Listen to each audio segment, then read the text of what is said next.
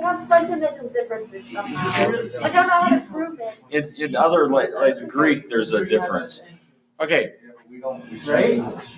Yeah, but we came from, our language came from Greek. So anyway, we understand, this is just review, we understand that work equals force times distance. And we understand that force equals mass times acceleration. And we understand that by saying v squared equals v0 squared plus 2a times x minus x0, we can get v squared minus v0 squared over 2 times distance, right? X minus x0 is 2 times distance. And so that means that we get mass times v squared minus v0 squared over 2 times distance times distance. The distance cancels out, and that means that work also equals 1/2 mv squared minus 1/2 mv0 squared. If this is our original amount of kinetic energy and this is our final amount of kinetic energy, the amount of work done, I don't need the change there, the amount of work done, come on Jay, equals the change in kinetic energy, okay? The amount of stuff that I add to the baseball equals its final kinetic energy minus its initial kinetic energy. If my initial position here is at rest, my initial velocity is 0, then this term drops out, and the work that I did equals the amount of stuff that the ball gets. And it just so happens that we've proven or shown that that equals 1/2 mv squared. Whatever that stuff is that we gave the ball, it's equal to 1/2 mv squared. So that's how we came up with a definition for kinetic energy. The amount of stuff that it has is 1/2 times its mass times the square of its velocity. And that is the origin of the idea of how we quantify how much energy something has. Okay, so that's where we were at right now. Okay, so we just did that. And so we've said the net work equals 1/2 mv squared. We further state that as 1/2 mv squared is the amount of work required to accelerate the object. This is the amount of kinetic energy the object contains after being accelerated. By accelerating the object doing the amount of work we did on it, we have likewise created the ability of that object to turn around and do the same amount of work. Now that I gave it 1/2 mv squared amount of energy, that baseball has the ability to do the same amount of work that I gave it. Okay? So in general, we say that the translational kinetic energy, translational meaning motion through space, not rotational motion, but motion in a line. And it can be a curved line. It doesn't have to be a straight line. It's just its motion through space is kinetic energy equals 1/2 mv squared. The amount of work that causes a change in kinetic energy is equal to the change of the kinetic energy, and this is called the WorkEnergy Theorem. Now, we don't like to say change in kinetic energy because it complicates things a little bit, and oftentimes we'll recognize that the initial kinetic energy is 0. Or maybe the final kinetic energy is 0. Maybe I have a car that's slowing down to a stop. So maybe the initial kinetic energy is something, but the final kinetic energy is 0. But we'll oftentimes just shorten all this to say the amount of work equals the amount of kinetic energy. And this is the WorkEnergy Theorem. The amount of stuff that I get equals the amount of stuff that I gave. Both work and energy are equivalent quantities and are quantified using the same units. How much net work is required to accelerate a 1,000 kilogram car from 20 meters per second to 30 meters per second?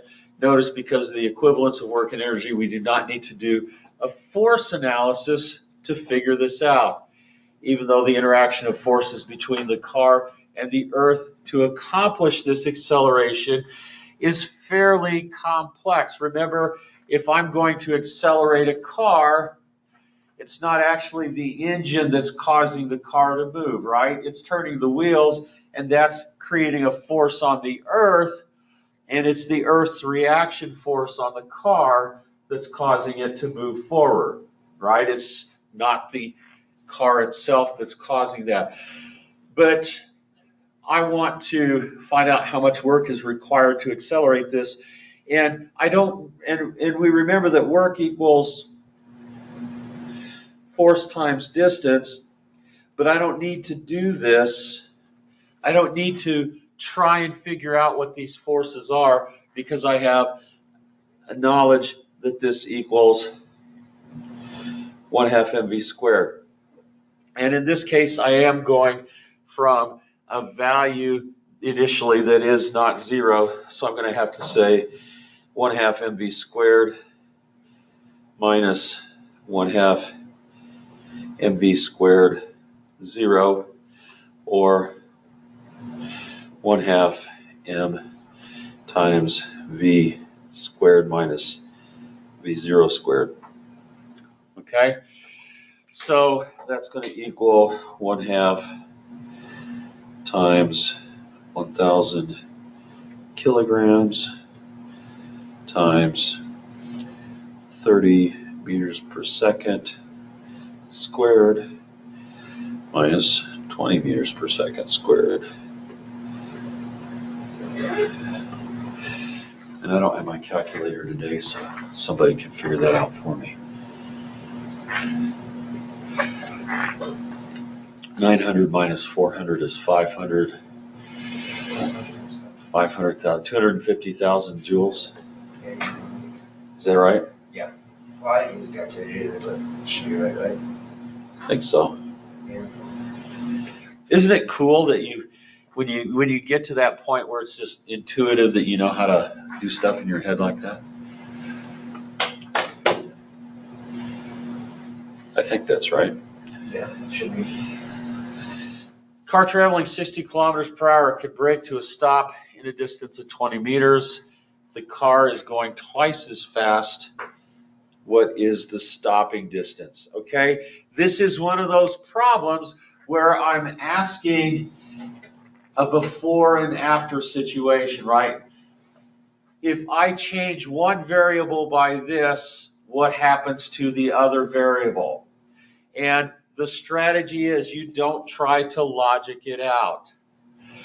Okay, you write out a formula that's going to give you the correct answer. So I'm talking about a car that's undergoing an acceleration or a deceleration over a certain distance, and I want to know what's going to happen if the car is going twice as fast, what the stopping distance is going to be. Okay, and so I know, instead of doing a motion problem and a force problem, I know that work equals force times distance, and I know that that equals 1/2 mv squared, and I want to know what's going to happen to the velocity. I want to know what's going to happen to the velocity. Oh, I want to know what's going to happen to the distance, don't I? Sorry. So I'm going to say distance equals 1 mv squared over 2 times the force. And all I have to do is say, well, I'm going to double the velocity. I'm going to put a 2 in front of that. And because I put a 2 in front of that, I'm going to have to square that 2. That means I'm going to take 4 times the distance to stop. Okay, and this is why you should always listen to your driving instructors when they tell you that the faster you're going, it's going to quadruple the amount of distance that you stop. If you double the speed that you're going, it's going to take you 4 times longer to stop. If you're going 3 times the speed, it's going to take you 9 times the distance to stop. So if you're going 30 miles an hour in a 10 mile an hour zone, it's going to take you 9 times longer to stop. Okay, and there's no, I can stop quicker than that. It's physics, you can't. Okay, so this work energy theorem, that's what this is, right? Work is force times distance is 1/2 mv squared. It's kind of a similar thing to what we did when we said mv squared over r equals other things like mu mg if a force of friction caused a centripetal acceleration, right? So if a force of friction, like on a curve, going around a curve in a car, it's the force of friction that provides that centripetal acceleration. So you can set the centripetal acceleration equal to whatever that force is, or the centripetal force equal to whatever that force is. This is another one of those kinds of relationships where you can use this to actually help you figure out a problem. And notice what happens here. MAD equals 1/2 mv squared. What does that say about the importance of mass in this kind of a scenario? Doesn't matter. Doesn't matter. Mass drops out. It doesn't matter if my car is 1,000 kilograms or 20,000 kilograms. It's going to take the same distance to stop. Mass doesn't matter in this circumstance.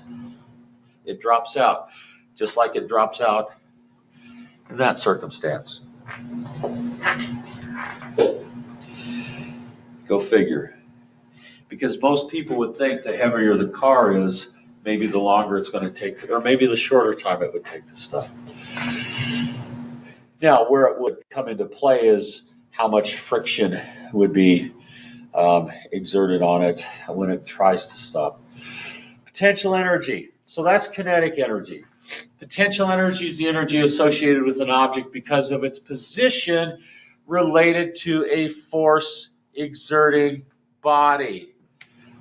We're used to it being a gravitational body, right? If this is the Earth and I'm here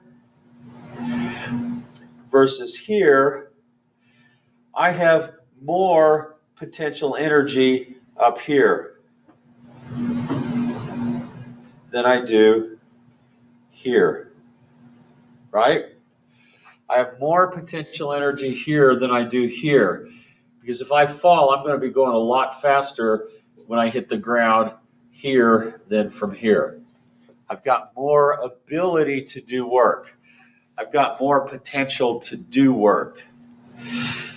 But we can also say that we can see the same thing related to electrical force. If I have a couple of positive charges here, and I've got some more, or I've got some negative charges here, there's a force of attraction between this. Okay, there's a force of attraction between this. But if I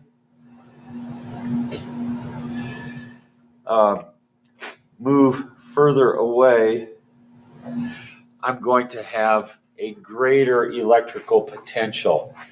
Okay, I'm going to have a greater potential to do work.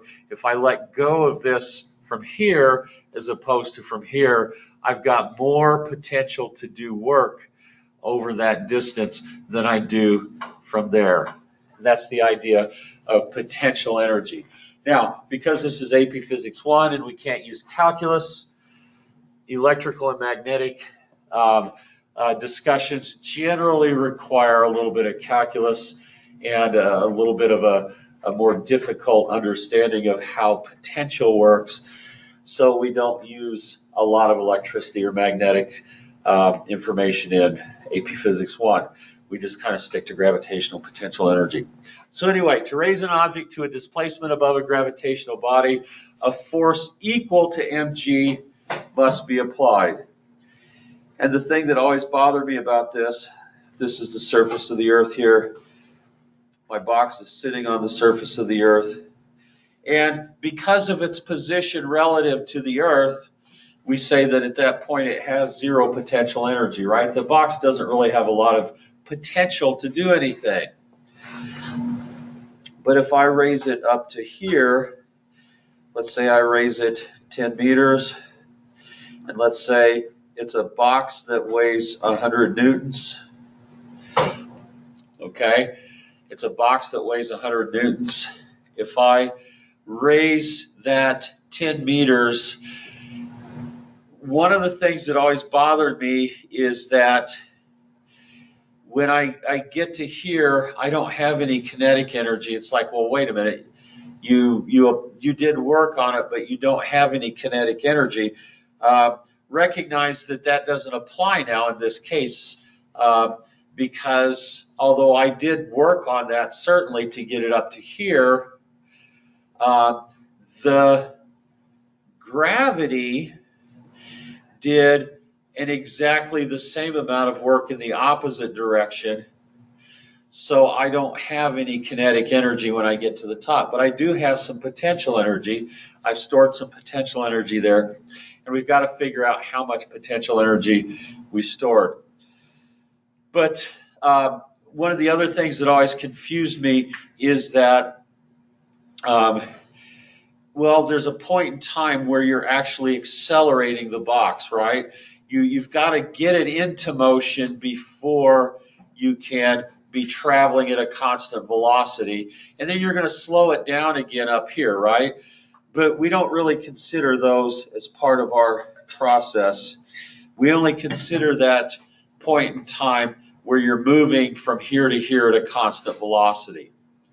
Okay, so in that intervening space, except for that tiny little bit there and that tiny little bit there when we're accelerating and decelerating, we're only counting this without acceleration. The amount of force I need to move it in the upward direction without acceleration is the same as its weight, right? So while it's moving upward without acceleration, Fg equals force applied. Okay, so I'm applying a force of 100 newtons. Gravity's applying a force of 100 newtons in the opposite direction. Doesn't mean I'm not moving, it just means I'm not accelerating. Anyway, to accomplish this, work equal to the force applied times the distance must be performed.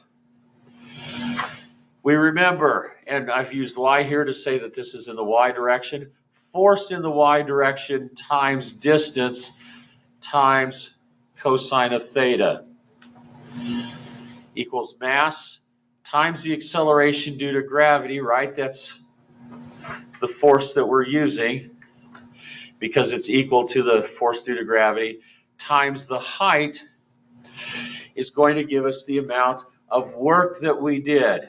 MGH is going to be the amount of work that we did, or MGY2 minus Y1, and this is usually going to be 0. So we just say MGH or MGY, both MGH and mgy are acceptable alternatives, okay, for the amount of work that we did, okay?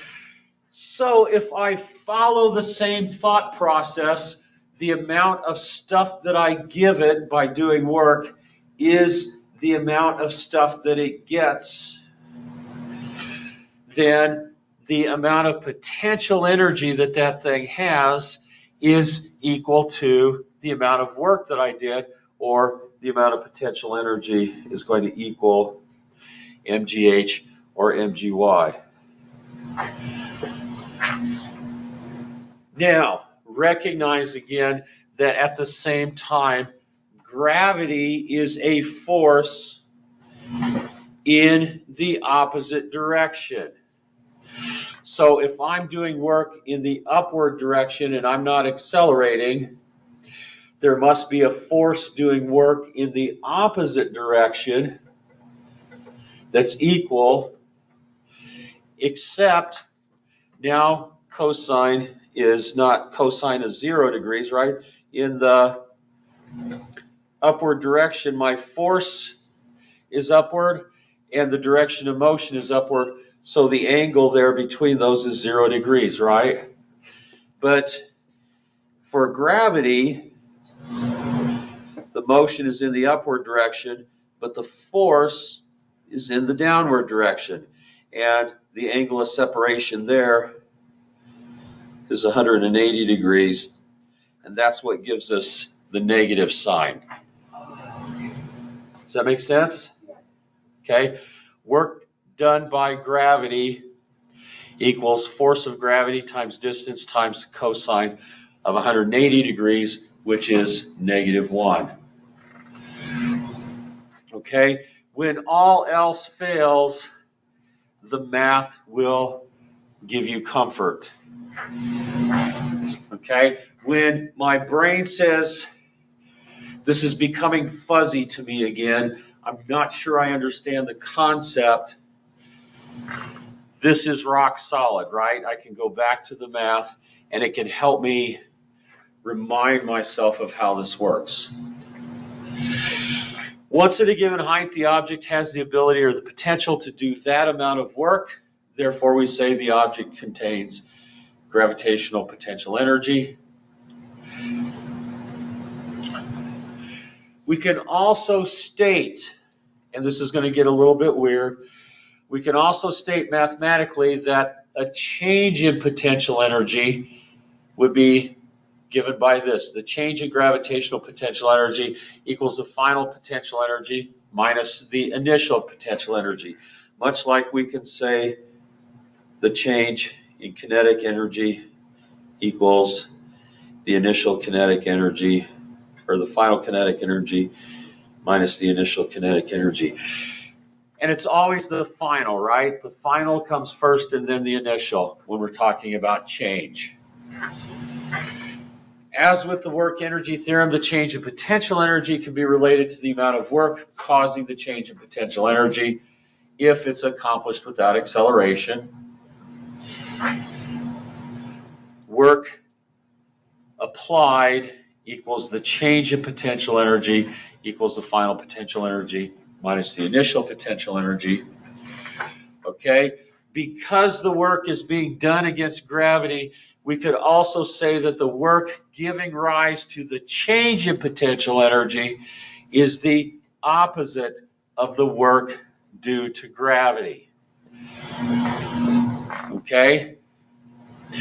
And this seems weird to say. On one hand, it's sort of intuitive. Well, yeah, it's the opposite of the work due to gravity. But what's uncomfortable about the idea that gravity's doing work? It's not like active, I guess. You can't see it, can you? You can't see it doing work. Okay? You can see somebody lifting a box up and doing work on the box, but you can't see gravity doing work on the box at the same time. It's invisible to us and it's uncomfortable. But we'll find out that there are circumstances where it will be important to us to know that the change in potential energy is the opposite of the work due to a conservative, and I'm going to call gravity a conservative force. Okay? And I'm going to leave it at that. And we'll come back to it when I need to. As the work performed in changing gravitational potential energy only depends on the height, we try to choose our reference point as the point at which the change in height begins rather than the surface of the Earth, unless, of course, the change in height begins at the surface of the Earth. Because the force due to gravity only acts in the vertical direction when we consider a change in gravitational potential and the work associated with it, we only concern ourselves with motion in the y direction. The path taken to get from one height to another does not matter. The potential energy is a property of the system. We can't say the potential energy of a baseball is a certain amount. We have to say that the potential energy of a baseball is a certain amount relative to a certain reference. Okay, so I'm not sure why roller coaster's in that area. So a roller coaster car moves from point 1 to point 2 and then to point 3. What is the gravitational potential energy at points 2 and 3 relative to point 1? Okay, and so if I want to find out what the change in potential energy is relative to point 2,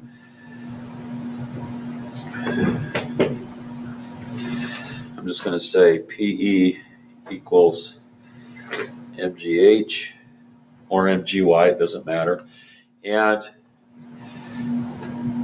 we have 1,000 kilograms times 9.8 meters per second squared times 10 meters. Okay, so 98,000 joules. Okay, now that's with reference to this point here, right? That's not with reference to the Earth. That's just with reference to that point there. And you could even subscript this to say 1 with reference to 2 or something like that. If you wanted to, you can create your own little system to say that however you want. If I wanted to say potential energy 1 with reference to 3, mgh equals 1,000 kilograms times 9.8 meters per second squared times negative 15 meters, right? We're going to have to include this because at point 3 with relative to point 1, I'm going to have a lot less potential energy down here than I do up there, right? So, and what's that going to be? Negative 147,000.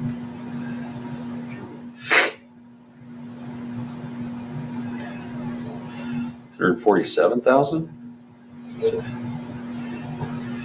Okay. And then what is the change in potential energy as the car goes from point 2 to point 3? Delta PE equals PE2 minus PE1 equals negative 147,000 joules minus 98,000 joules equals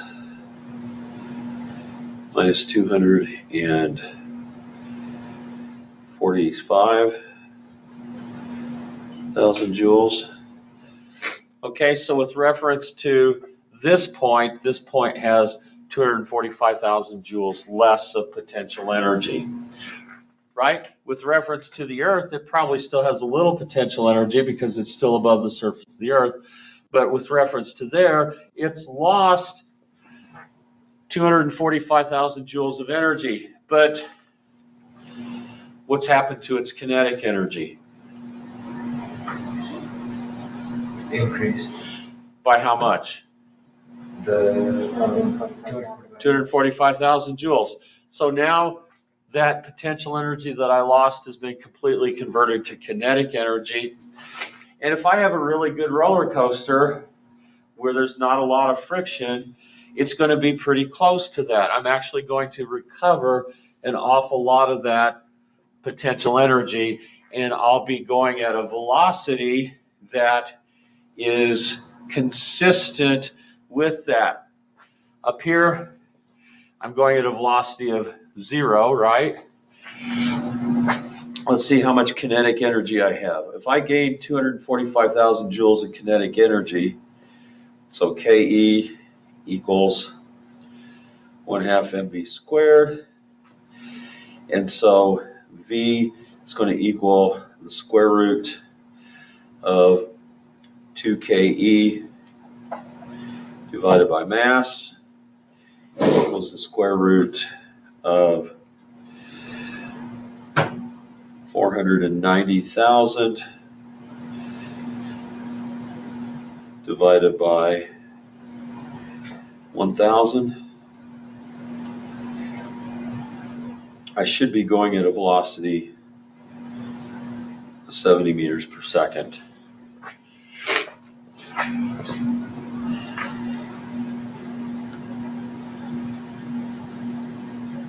Wait, is that right? So if I divide 490 by 1,000 by 1,000, that's 490. That would be 4,900. So what would that? So what's the square root of 490? 22. 22 meters. That sounds more reasonable. Yeah. Because 70 meters per second would be about 2,500 or about 250 kilometers per hour. I don't know too many roller coasters that are going 200 miles an hour. That's more reasonable. Okay? So, general definition of potential energy then. We can more generally state that potential energy is related to a particular force, and that the amount of potential energy of an object will be related to an amount of displacement from that reference point. Okay? Whether it's a gravitational body or a charge, the further away I am from this charge, the more potential I'm going to have. It's going to take me more work to get this negative charge this far away than it is to get this negative charge this far away. And we can think about it like that. Anytime you're asked to think about how much potential energy something has, your immediate question should be, how much work did it take me to get it there? Okay? How much work did it take me to get it there? And that will help you figure out whether there's more or less potential energy in something. Change in potential energy associated with a particular force is equal to the negative of the work done by that force when the object is moved from one point to a second point.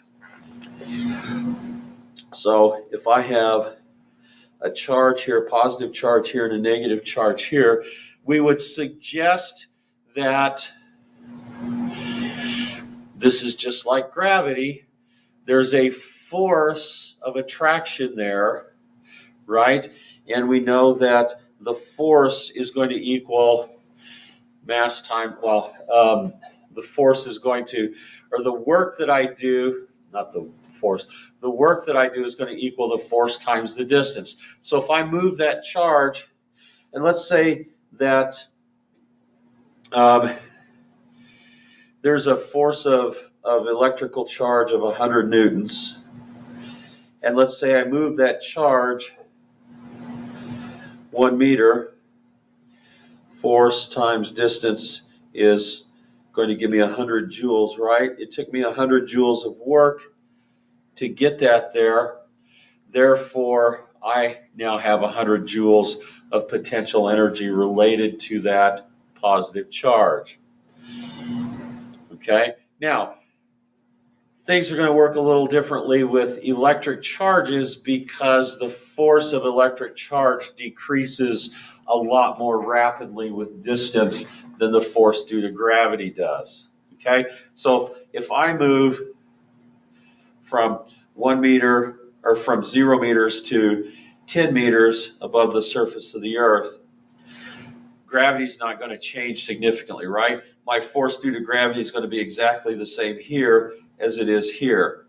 But if I were to move a negative charge 10 meters above this positive charge, for all intents and purposes, all of that force between those two would be non-existent. Okay, so this is only going to work as long as the force itself doesn't change value. Okay, if the force changes value, then we're going to have to invoke calculus of some time. Oops.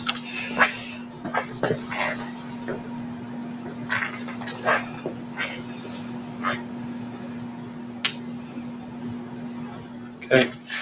Or we could say that the change in potential energy is the work required by a net external force to move the object without acceleration between 2 points. So we can look at this, and this is the other point, that we can look at this from two perspectives. The change in potential energy is going to be the opposite. Oh, God.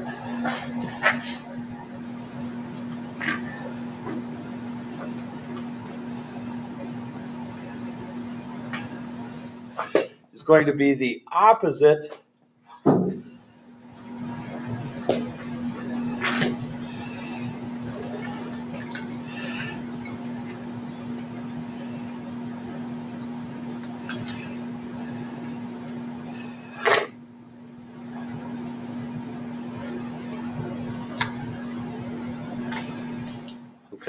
is going to be the opposite or the negative of the work done by the force when the object is moved from one point to another. So if I go from here to here, the change in potential energy is going to be the opposite of the work that gravity did. Okay? But it'll be equal to the work that I did. Okay? So you want to kind of keep that in mind. You can look at this from two different perspectives. The work that the force did, or that the conservative force did that you're fighting against, or the work that you did. If I did the work, then it's going to be a positive value. If the potential energy is the opposite of the work done by the conserved force, then the potential energy will be the negative of that work. Okay? So again, that'll be a concept that becomes a little more important later on. But we should build that understanding now. Okay, now, what about springs? Compression or stretching of a spring represents potential energy because when the spring is allowed to return to its non-compressed state, it can do work. Okay, so we're going to consider this kind of a system here where I've got a spring attached to a wall and attached to a movable object of some kind over here, and that there's no friction. Okay, if this is its original state here, it's not compressed and it's not stretched. If I pull it to this distance and then let it go, and we'll say that by that I mean that this edge of the box here, okay, then it's going to speed up as it goes towards this point, and then as it compresses the spring, it's going to slow down when it gets to here. And if there's no friction or no loss of energy, it's just going to keep going forever, right? Okay? But at either of the extremes, we will have stored potential energy in the spring. Just like with any other potential energy, the amount of potential energy we store is going to be equal to the amount of work that we do. But how we calculate the amount of work that we do on a spring is going to be different than how we calculate the amount of work we did to lift an object above the surface of the earth. Why might that be? What's different about a spring and the motion of that box attached to the spring that's different than lifting a box 10 meters above the surface of the earth? Yeah. The spring's not always the same strength. Okay, it has a different force on it depending on how far away from that equilibrium point I am, right? The farther I stretch that spring, what's going to happen to the force? It's going to get greater, right? So I have to account for that. Okay, I have to account for that. The force required to stretch or compress a string is proportional to the difference, or to the distance that it's stretched. The force applied equals or is proportional to the distance. Now, to make this equality work, we need to provide a constant known as the spring constant, which depends on the features of the spring. If I have one of these heavy-duty suspension springs that you put on a truck, it takes a lot of force to move that spring, right? But if I have one of these little springs that you see in a ballpoint pen, it doesn't take very much force to move that, right? And so that's the idea of the spring constant. The spring constant depends on the material that the spring is made out of, and it depends on how tightly the spring is wound. Now, you don't need to know those features, but if you got into materials engineering or of some type, you would start to consider things like how much force would it require to move a spring or stretch a spring made of steel versus a spring made of plastic or something like that. But anyway, we're going to call that K. The spring itself exerts a force that's equal and opposite to the applied force, right? Again, I can consider two different situations here. I can consider the force I apply on the spring, or I can consider the force that the spring applies on the object. Okay? And it's going to be the opposite of the, right? The force that the spring applies is going to be the opposite of the force that's applied to it. And this is called the spring force, and this equation is also called the spring equation or Hooke's law. This is known as Hooke's law. Robert Hooke figured this out back in the 1600s. So the spring force is going to be equal to negative Ka. The force applied, or Kx, the force applied is going to be equal to Kx. But we're just about out of time, aren't we? Dang. If we want to calculate the amount of potential energy available to do work for a given spring stretched or compressed to a given distance, we would correctly assume that we'd need to calculate the amount of work required to accomplish this. But we can't just use force times distance. As spring changes in length, the force generated also changes, but it changes in a predictable way. The greater the stretching or compressing of the spring, the greater the force, but the variation is linear. So we can just find the average force and multiply that times the distance. Okay? I want to find the average force. And I'm going to make it so that I'm going to start from the point where the spring is not compressed or stretched. At that point, there's no force on the spring at all. It's 0 newtons, right? But when I get to the point where I want it to be stretched to, that's going to be the force right there. Kx is going to be that, but the average of those two is going to be 1/2 kx.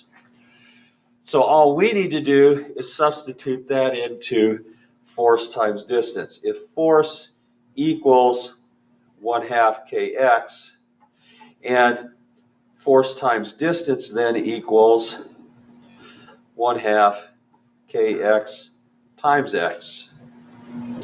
So the potential energy related to stretching a spring is 1/2 kx squared.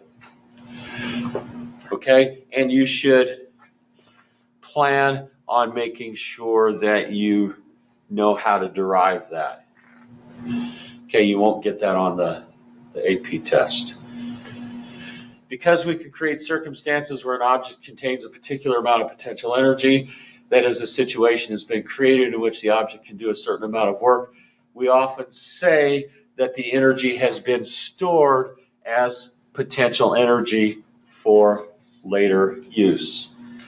So if I have a little dart gun, I'm not trying to be violent here, but one of those little plastic dart guns that has the little rubber tip on the end of it, the little suction cup thing.